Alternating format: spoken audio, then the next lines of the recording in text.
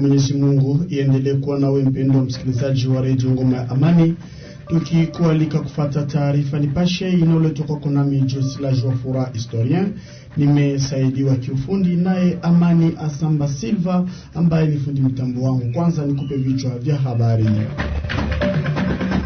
Mjini Baraka wa mama walemavu watoa ombi la msaada kwa wenye moyo safi ili waweze kusherehekea nao sikukuu ya mwanamke inayosherekewa kila ifikapo tariki 8.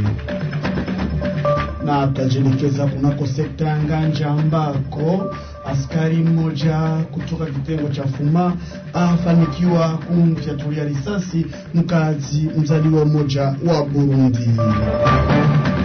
Na kwenye habari za kimataifa na taifa ni kwamba AFC M23 inapinga shutuma za uhalifu zilizotomwa katika ripoti ya Umoja wa Binadamu.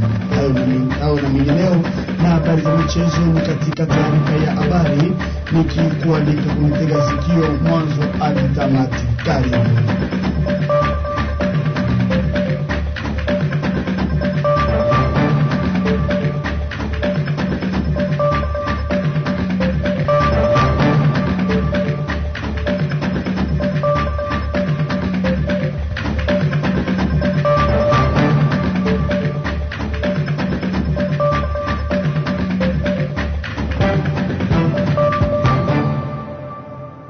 Karibu mara nyingine tena mpendwa msikilizaji wa Radio Ngoma Amani kwa taarifa Nipashe inayoletwa kwa nami Jose la Joafura historien.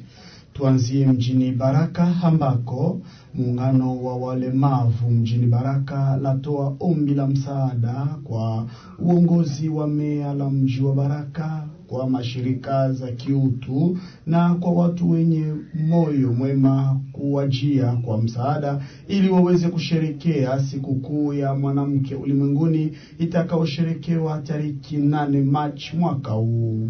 Bwana Kyalundagwa Mupenda, kiongozi wa walemavu, aeleza matatizo ya kukosa uwezekano ni mojawapo ya shida itakaopelekea wamama walemavu kutosherekea siku hiyo kama inavyofaa. Bwana Kyalundagwa Mupenda kunako mic ya Radio Ngoma Amani, tumsikilize.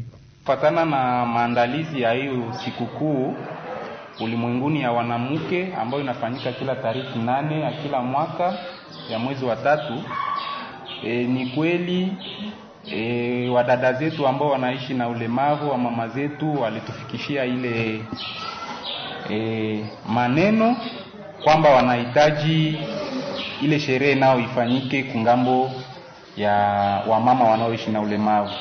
Lakini tulikia jikuta kuona kama hatuyakuwa na chochote kile, kwa kuwa inabidi kuandaa. Donc maandalizi yoyote ile bado haijafanyika, na mambo ambayo inasumbua sana ni kukosa pesa. Na ile kukosa pesa ndio inatuma tunakosa kujua namna gani wale wa mama zetu wanaweza kusherekea nao pamoja na wengine wa mama hiyo sikukuu. Ndio maana tunaomba watu wanaokuwa na dhamiri nzuri waangalie namna gani wanaweza kufanya juu ya kusaidia wa mama zetu ambao wanaishi na ulemavu, nao wapate kufurahi pamoja na wamama wengine, ili siku 8 ya mwezi wa 3 mwaka huu kwa ajili ya kusherekea pamoja hiyo sikukuu.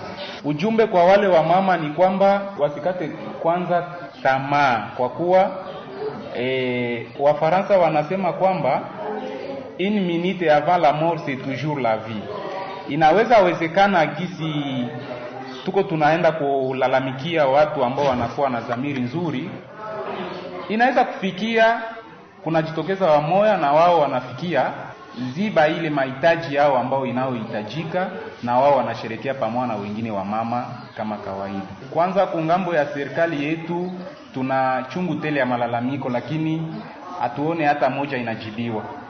Wanatuachilia sana, wanatuachilia kila kitu kile, na mara mingi tunawaonesha kusema kwamba mlemavu naye ana haki sawasawa na watu wengine. Lakini hata katika vikao ambao vinafanyika kwenye mavitengo ya kiserikali nini hawahusishe hata walemavu. na hatutaacha kuwaambia.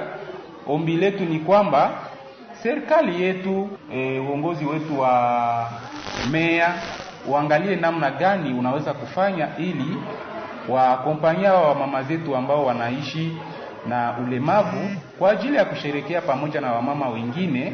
Hiyo sikukuu itakuwa jambo ya mzuri.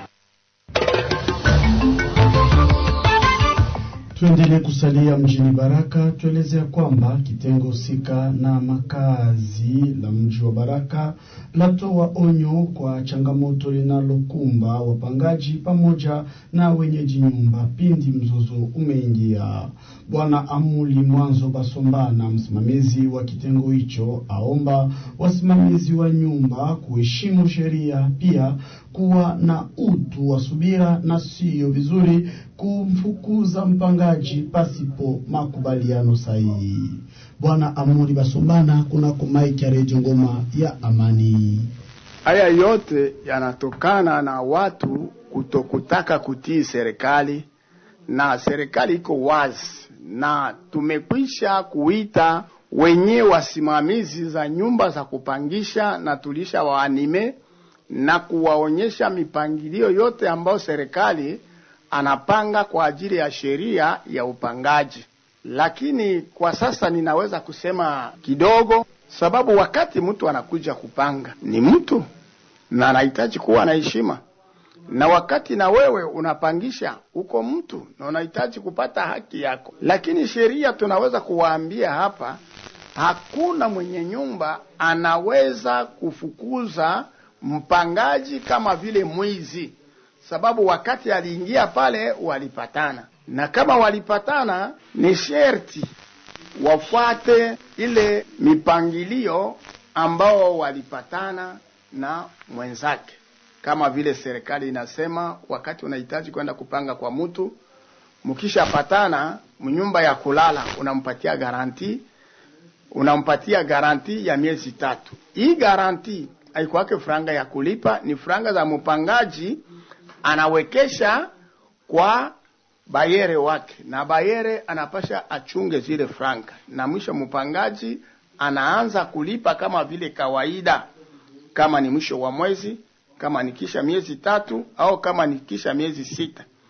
Na hii wanapaswa pia kupatana, watalipana mfranga za kikongomani au mfranga za kimarekani, sababu haya nayo yanaleta matatizo. Kuna mtu wakati wanapatana $, na shuka anaanza geuka tena. Hapana, mapatano inabidi iheshimike. Mafra kongole mu mafra kongole, dolare mu madolari. Na ile tarehe ya kulipana inapaswa pia iheshimike. Kama ni tarehe 25 kwa mwezi, we mpangaji, ikisha fika tarehe 15, na kama unaona hauko muposibilite ya kupata ile pesa kwa ile mwezi, inabidi uarifu patro wako. Naona kwa hii mwezi petetre habitaendeka, na ye patro iko mtu anajua kama unalipaka, anapasha kukomprendre. Basi naona atakuuliza, unaona aje naweza kulipa hii mwezi na nyingine ya mbele pamoja, sababu abiendeke. Kila mtu anajua magumu ya mwenzake, na pale wanapasha kuishi vizuri. Lakini wewe mwenye unapanga, unapisha mwezi susi lansi ya ulipe, unapisha mwezi susi lansi ya ulipe, hapana, umekwisha kosea mwenyeji wa nyumba. Na kama umekwisha kosea mwenyeji wa nyumba, wewe mwenye nyumba usijihukumie. Habita iko, wende naye kubiro ya habita au kwa ofisi ya habita, wende umuonyeshe service ya habita namna mpangaji wako amekwisha kosea mapatano. Na wakati mtafika kwa habita, habita atawashauria, sababu ni chumba cha ushauri cha jamaa. Baraka daima. Baada ya vuguvugu yanayovuma kwenye mitandao za kijamii na baadhi ya watu wamoja, ikiwemo wafanyasiasa wamoja wasiopenda maendeleo ya tarafa ya Fizi, Gavana makamu akanusha kwa kusema ukweli kuhusu mkutano wa wami wa asili ulioandaliwa jijini Kinshasa na waziri wa mambo ya ndani. Mheshimiwa Jean-Jacques Lakano aeleza kushangaa na habari za uongo ya kusema Fizi haikuwakilishwa. Mwami Felix wa Bashimukuma Side ndiye mwakilishi wa tarafa la Fizi kwa mkutano huo jijini Kinshasa. Jean-Jacques Lakano kwenye maiki ya Radio Ngoma ya Amani akikanusha.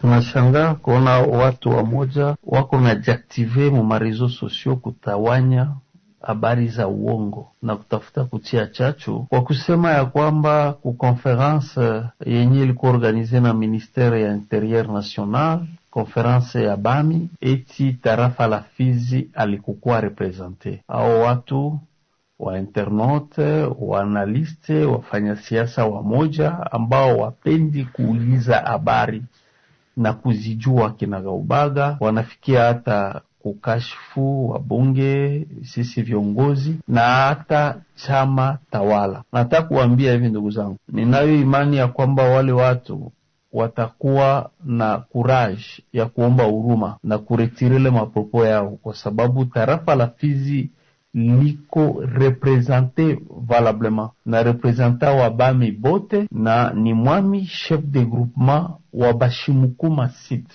ndugu Felix. Mimi mwenyewe kabla aende nilimshindikiza, tulienda naye mpaka ku airport, na hapo ku airport walisafiri ndege moja na mheshimiwa liwali gavana Jean-Jacques Purusi. Na waza kwa wamoja ambao walikuwa wangali na bisha, picha yake inaanza kuzunguruka marezo sosio, sio kwamba alibandikiwa, alienda kihalali na alialikwa. Sasa wale ambao walikalia kututukana, kutukashifu, ninawaomba kitu kimoja tu, muwe pia na moyo na courage ya kuomba huruma, na tusiwe na zoezi ya kukamilisha kitu kabla hatujauliza. Asante. Tuendelee kusalia mjini Baraka. Tueleze ya kwamba uongozi wa Bana Banka washukuru kazi ya pamoja ama salongo iliyoanzishwa na wazalendo mjini Baraka na kuendeleshwa na meya makamu Biswaze. Bwana Delo Ikiamba Sauzien aomba wakapita wakata kuwa makini na watu wenye zoezi ya kutupa uchafu kwenye mirija, kwa kuwa nyakati hizi ni nyakati za mvua. Bwana Delo Ikiamba kuna maiki ya Radio Ngoma ya Amani, tumsikilize. Acha kwanza nini kuwapongeza wandugu zetu wazalendo kwa ile courage balijipatiaka kwa kutusaidia kufungua miferegi, kwa kutusaidia mtu yakwa kifanya kusudi kujenga toilets wese yake muaveni, ana bloke aveni, anaona barabara hii inapita, nitajenga wese hapa, lakini walitusaidia kufungula zile zote wese. Na pia walitusaidia kuonesha watu ya kusema kama wana huko muaveni bomoa hii nyumba zako, na wamoja walibomoa, na wale wenyewe waliachiwa. Tutalomba meri yetu, tutalomba wa chef de quartier na conscience za batu wepeke, bomoa nyumba yako, gari zipite, watu wapite, miferegi ipite. Kwa hiyo kenye mimi naweza kuongelea zaidi sana hapo ni kukazia, kwa sababu hata nende kumpongeza mayor wetu ana interim mama Shwaze kwa kazi aliyoifanya. Nilienda kumtembelea, akaniahidi kwa kweli hapa soon, hapa karibu tunakwenda kufungua sensibilisation ya kufungua hiyo miferegi. Tulimuona mayor mwenyewe alikuwa kwenye mstari wa mbele pamoja na wafanyakazi wote wa kiserikali, wakienda wanachukua na mikono yao wenyewe, wanaenda wanazola mashashe maplastiki barabarani. Sisi wote tuliona, na sisi population kama tunaona numero 1 wa jiji letu pamoja na wakuu wote wa serikali wanafanya kitendo kama kile, inabidi na sisi tuakompanye, twende kufungua miferegi, tufanye sensibilisation usafi au kufungua miferegi. Baraka kuwa na usafi ni contribution ya sisi wote. Meselema tulimuomba maire de la ville, kwa sababu tunajua akili ya wamoja watu wanakuwa nini tabia ya ignorance. Kuwe mesure ya kufungwa Wakati unakuta unachukua uchafu wako kutoka kwenye upango unatupa barabarani tu, huyo mtu ashikwe na afungwe. Na tunaomba wa chef de quartier watie mkazo kwenye watu wao maveni yule au parcelle yenye haita contribuer kwa kwenda kufungua miferegi ipewe azimio. Na tukijielekeza katika sekta ya Nganja, tuelezea kwamba askari mmoja kutoka kitengo cha Fuma amfyatulia risasi raia mmoja mzaliwa wa Burundi uko Kiringi ndani ya sekta ya Nganja tarafani Fizi. Maunonge na Stone na ripoti kamili tuweze kumsikiliza. Tukio hilo limetikiswa na mkasa wa uangaji damu Alhamisi hii ya tarehe 5 Machi mwaka wa 2026. Askari mmoja wa kikosi cha Fuma aliyefahamika kwa jina la Chonga anadaiwa kumpiga risasi raia mmoja wa Kirundi aliyetajwa kwa jina la Innocent Ndahimire ambaye alifariki dunia hapo hapo. Matokeo ya majeraha yake, mauaji haya huko Fizi yanaamsha hisia kali miongoni mwa wakazi wa eneo hilo ambao tayari wanakabiliwa na hali tete ya usalama. Kulingana na mashahidi waliokutana kwenye tovuti ya Radio Ngoma ya Amani, sema yafuatayo: risasi ilisikika mchana kweupe na kusababisha hofu kijijini. Mwasiliwa wa uraia wa Kirundi hakuweka upinzani wowote wakati wa matukio. Tunataka haki itendeke na kwamba mamlaka kuingilia kati ya haraka. Anasi mtu mashuhuri kijijini cha Kiringi akilaani kitendo ambacho kielezea kama uhalifu usiokubalika dhidi ya raia asiye na ulinzi. Wakikabiliana na janga hili jipya huko Fizi, wakaaji wanatoa wito mamlaka ya kisiasa na kijeshi ya Kivu Kusini kuanzisha uchunguzi wa haraka ili kubaini mhalifu huyo.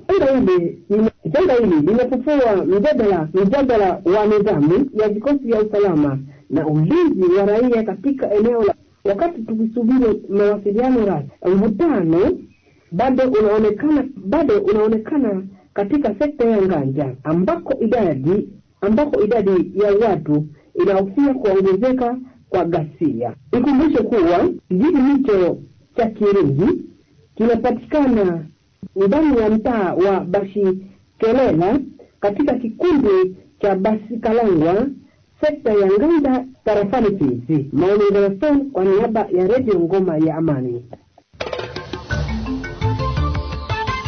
Shukrani kwako Mungu na Stone kwa ripoti yako hiyo nzuri. Acha tu kuelezea kwamba ikiwa unaifungua redio yako, elewa ya kwamba hii ni idhaa ya Kiswahili ya Radio Ngoma ya Amani inayotangazia pa Baraka kuna masafa ya 88.8 FM. Lusenda ni ku 88.0 FM, uko Misisiki Milulenge ni kuna 90.0 FM. Kabla sija kuletea habari za mikoani na tarafa jirani, kwanza jiunge nami kwa habari za michezo.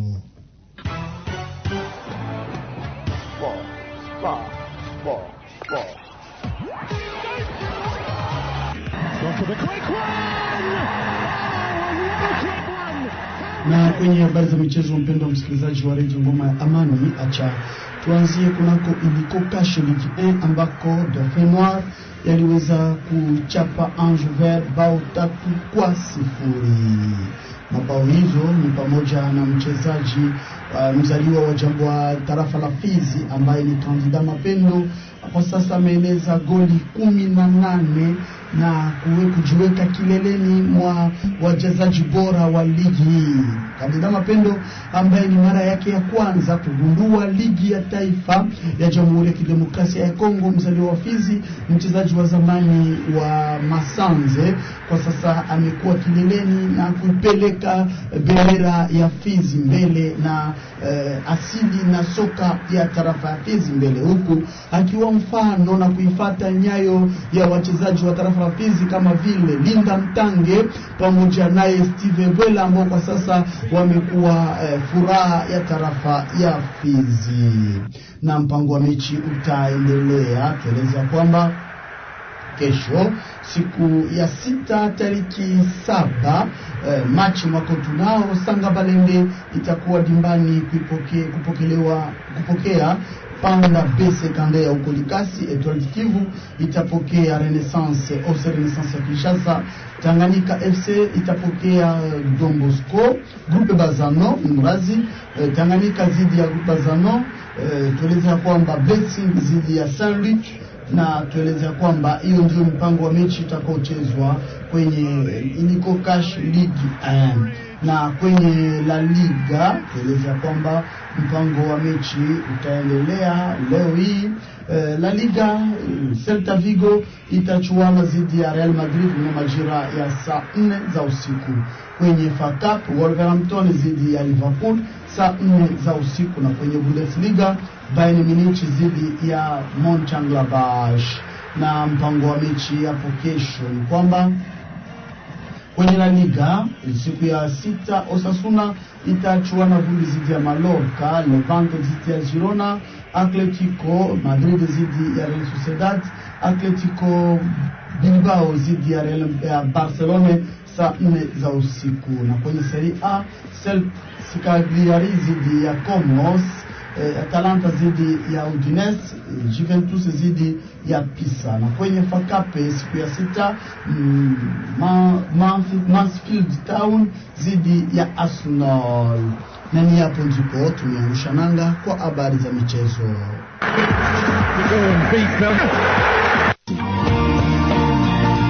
Votre radio, notre radio. Suivez chez nous, analyse, reportage d'experts, culture, musique et sport, actualité.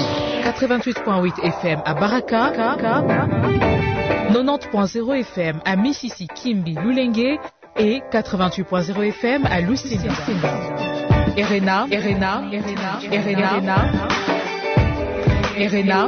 le tam-tam de la paix au cœur de la communauté.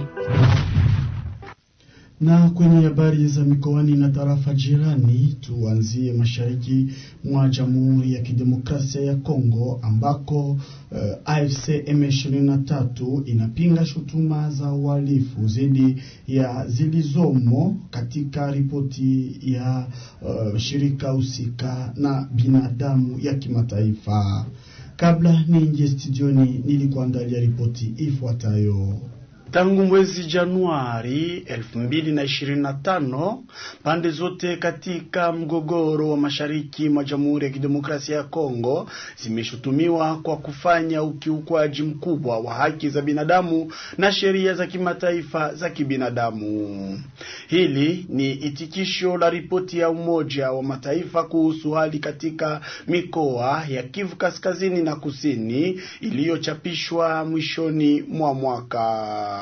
Ripoti hiyo inataja ukiukwaji ambao unaweza kuwa uhalifu wa kivita au hata uhalifu dhidi ya binadamu, na inatoa wito wa kufunguliwa kwa uchunguzi wa jinai. Kwa kukabiliana na shutuma hizi, kila upande unajaribu kutetea msimamo wake.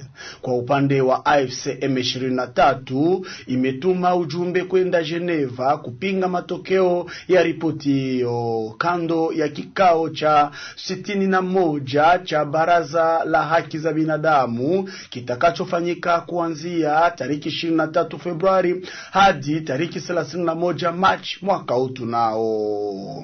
Ujumbe wa kufuata ukweli wa ofisi ya Kimsina, mkuu wa kazi za binadamu wa upande wa mataifa, ulifanya uchunguzi nchini Jamhuri ya Kidemokrasia ya Kongo, Rwanda na Burundi kati ya mwezi Machi na Agosti mwaka 2025. Katika ripoti yake, ujumbe huo unasema kwamba ufikiaji wa Goma ulikataliwa kwa amri ya AFC M23.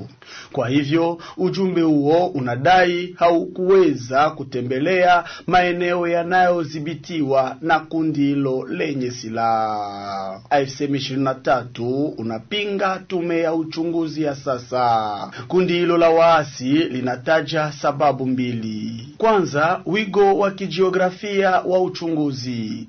Kulingana na AFC M23, kupunguza uchunguzi katika baadhi ya maeneo kwa kutenga Ituri na Maindombe, ambapo inadai uhalifu mkubwa umeshuhudiwa katika maeneo yaliyo chini ya udhibiti wa serikali, unafanya haki isiyo sawa.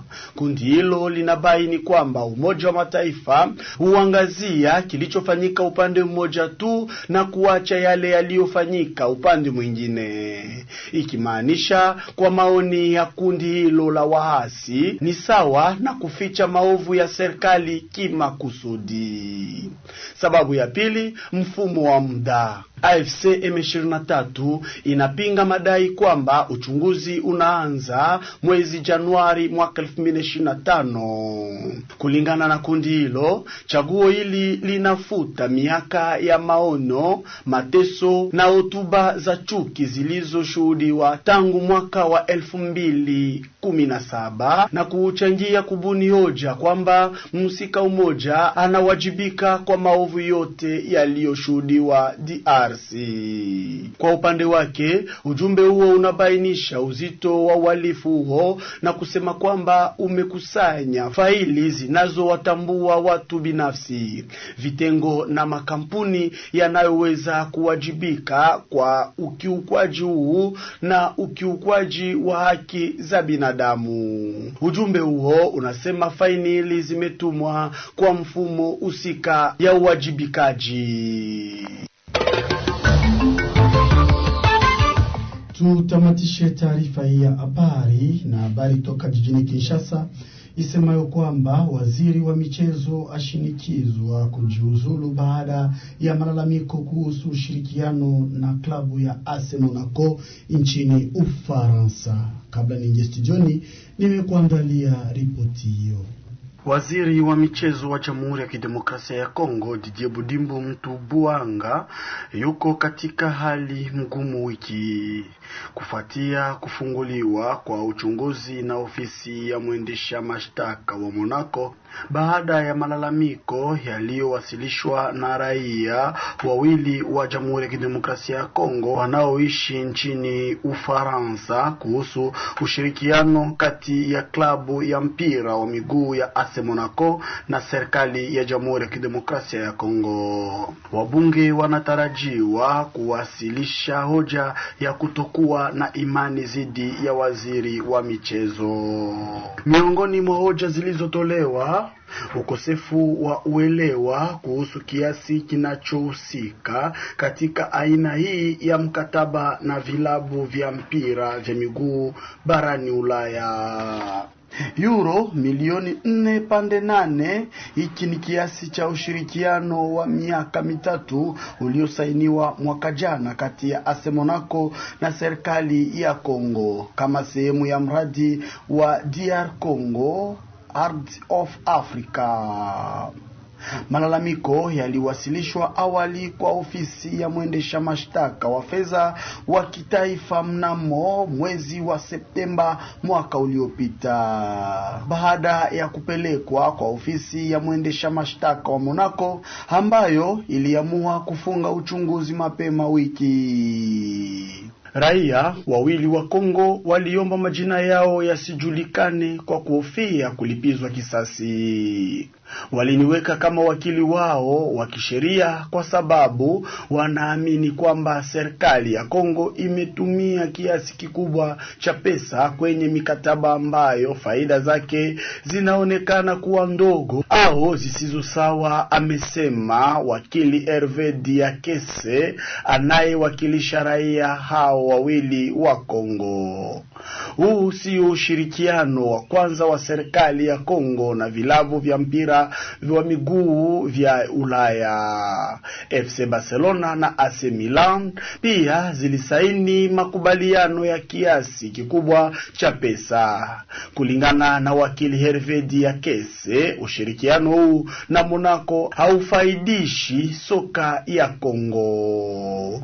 Ikiwa lengo ni kuongeza mvuto wa Kongo, nchi nyingi za Ulaya wakatiza tamaa raia wao kuja DRC kwa sababu ya ukosefu wa usalama. Pesa hizi huruhusu vilabu kama Monaco na Barcelona kudhamini jezi za mafunzo, lakini angalau zingeweza kuruhusu ligi ya mpira wa miguu ya ndani kuendelea.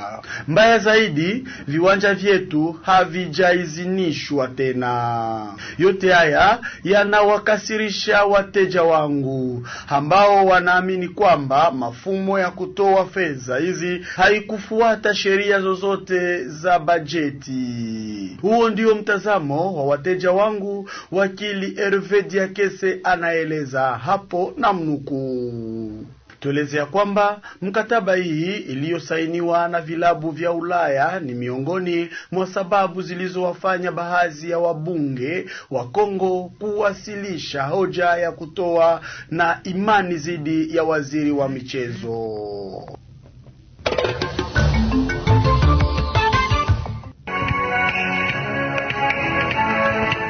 Sina cha ziada mpendwa msikilizaji wa Radio Ngoma Amani, ulikuwa nami mwanzo hadi mwisho. Mimi Josi la Jofura, historia niliyokuletea taarifa ya habari. Nimesaidiwa kiufundi naye Amani Asamba Aisea aliyekuwa fundi mitambo wangu, na niwashukuru waandishi wote wa Radio Ngoma Amani pamoja nawe uliyetutegea sikio. Tunakushukuru na kukuaga, bye bye.